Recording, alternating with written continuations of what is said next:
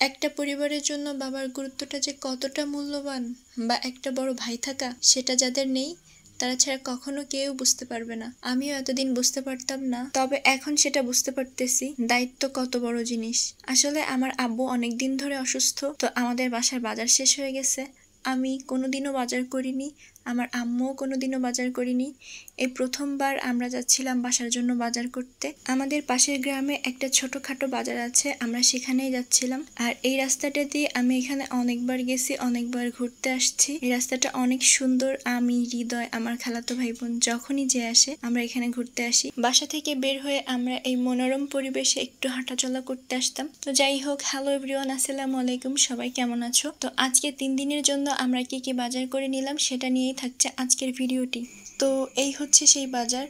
আমি এই ভিডিওটা কখনোই করতাম না, বাট আজকে একটা জিনিস খুব ভালো করে ফিল করতে পারলাম যে জীবনে বাবা থাকা বা একটা বড় ভাই থাকা যে কতটা গুরুত্বপূর্ণ। আগে কখনো আমার আব্বু আম্মুকে বাজার করতে দেয়নি বা বাজারে আসতে দেয়নি। এই প্রথমবার আমি আর আম্মু বাধ্য হয়ে বাজারে আসছি বাজার করার জন্য।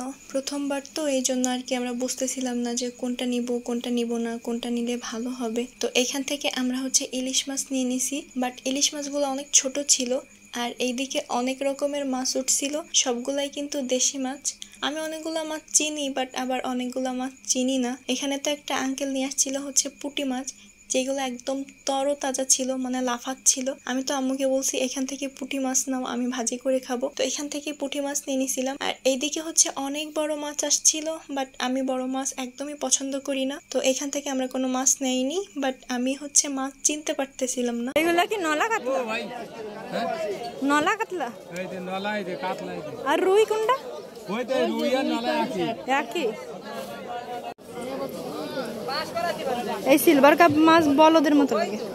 বাজারটা যেহেতু একটু ছোট, তো এখানের মাছগুলাও ছিল ছোট ছোট। ইলিশ মাছ কেনার পর দেখলাম যে এখানের ইলিশ মাছগুলো আর একটু বড়, তো এখান থেকেও হচ্ছে ইলিশ মাছ নিয়ে নিয়েছিলাম। আমি নিয়েছিলাম হচ্ছে ভর্তা খাওয়ার জন্য। আর এইদিকে হচ্ছে আমি পুরো বাজারটা ভিডিও করতেছিলাম, শাকসবজি একদম তরতাজা সবকিছু। এলাকার ভিতরে তো ভিডিও করতে অনেক লজ্জা লাগতেছিল, যতটুকু সম্ভব ততটুকু ভিডিও করতেছিলাম। এইখান থেকে আমরা আবার আমাদের যে সবজিগুলো লাগবে সেগুলো নিচ্ছিলাম, কারণ আর 3 দিন পরেই আমাদের বাসার পাশে একটা বাজার বসে, আমরা সেখান থেকেই বাজার করি। তো এখন যেহেতু বাজার শেষ হয়ে গেছে, বর্তমানের জন্য এখানে আসছিলাম। ও সেদ্ধ করে না?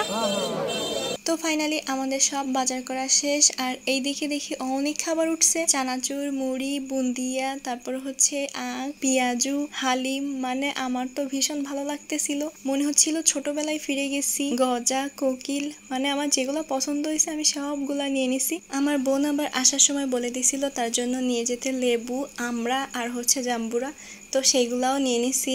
বাট এত কিছু ভিডিও করা সম্ভব হয়নি, কারণ সবই হচ্ছে পরিচিত মানুষরা ছিল, আমার ভীষণ লজ্জা লাগতেছিল। তো আজকের ভিডিও এই পর্যন্ত, সবাই ভালো থাকবেন, আল্লাহ হাফেজ।